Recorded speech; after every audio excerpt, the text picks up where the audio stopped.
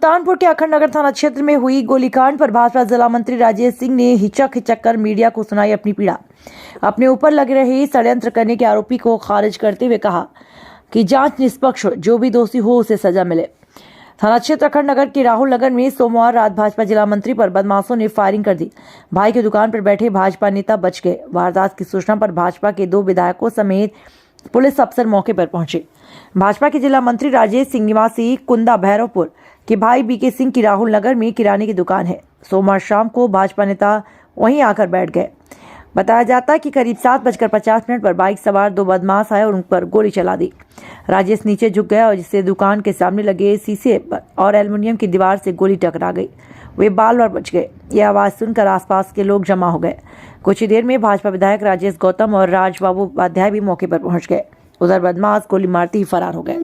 सूचना मिलते ही कादीपुर सीओ शिवम मिश्रा के साथ साथ अखंड नगर और दोस्तपुर की पुलिस भी मौके पर पहुंची और आसपास पड़ताल की।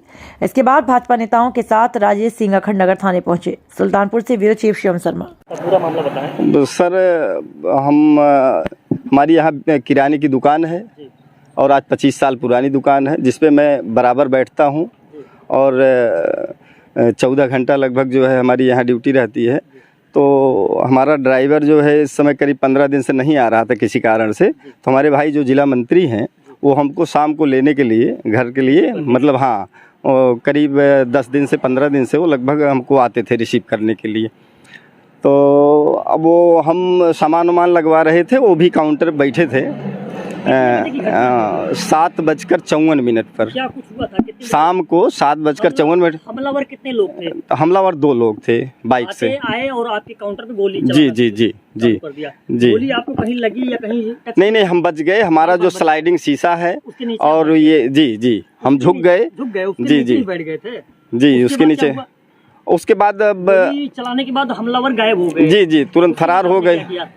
अब उसके बाद फिर जो है मैं इंस्पेक्टर को फ़ोन लगाया सर, संबंधित थाना जी संबंधित अपने यहाँ जो चौकी इंचार्ज हैं जी उनको फ़ोन लगाया, उनको जी को इतला किया। क्या मांग करते हैं पुलिस प्रशासन से और प्रदेश के मुख्यमंत्री योगी महाराज से? अब बाबा से यही मांग हमारी है कि निष्पक्ष जांच हो और जो अपराधी हैं वो पकड़े जाएं, जो इसमें साजिश करता हो पकड़े जाएं। और हम तो भाई व्यापारी आदमी हैं। यहाँ हमारे एक पड़ोस में है जो जी विरोधी हमारे एक पड़ोसी हैं जो उनको बार बार हमको धमकियाँ मिलती रहती है। कुछ माफिया प्रवृत्ति के हैं, वो बाहुबली हैं।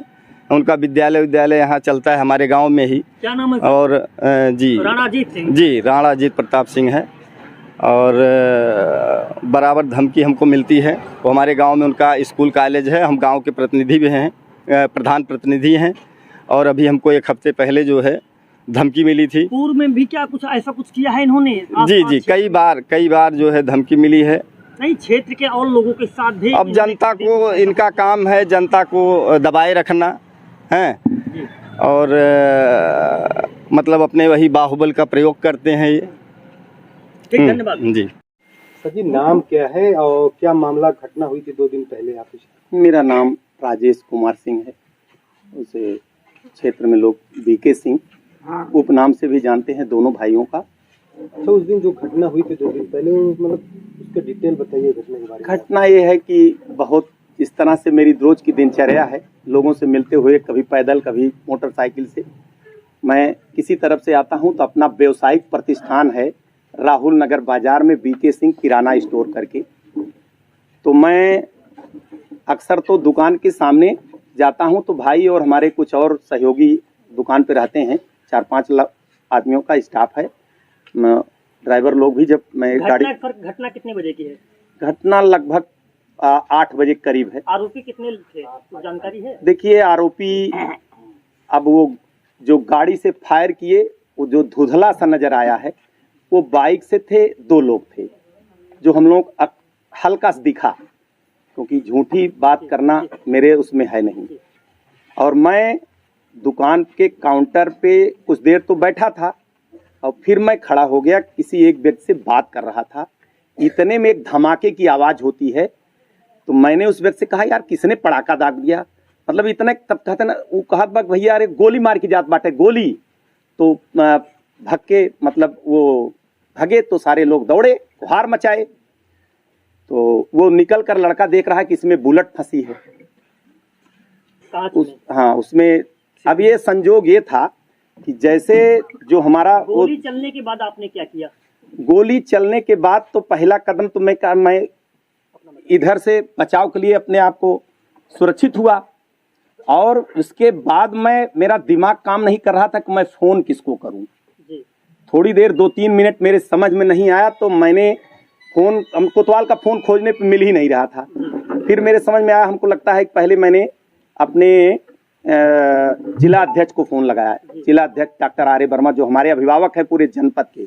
फिर मैंने अपने विधायक को फ़ोन लगाया, राजेश गौतम जी को, उनका फ़ोन नहीं उठा किसी कारण से। फिर अपने हमारे क्षेत्रीय विधायक हैं, उनका फ़ोन लगा, सदर के विधायक हैं, वो भी यहीं पड़ोसी के हैं, तो उनको फ़ोन लगाया। एक आध फ़ोन लगाया तो हमको लगता फिर कोतवाल को 3 मिनट बाद मेरे दिमाग में आया, कोतवाल का नंबर मैंने खोज लिया। फिर मैंने सीधे कोतवाल को फ़ोन लगाया कि मेरे ऊपर फायर हो गया। फिलहाल कोतवाल कुछ ही देर के अंदर कोतवाल आ गया, और मैं हतप्रभ रह गया, जैसे मुझे कोई वो नहीं थी कि इस तरह किसी की हिम्मत होगी कि मेरे ऊपर कोई गोली चला दे।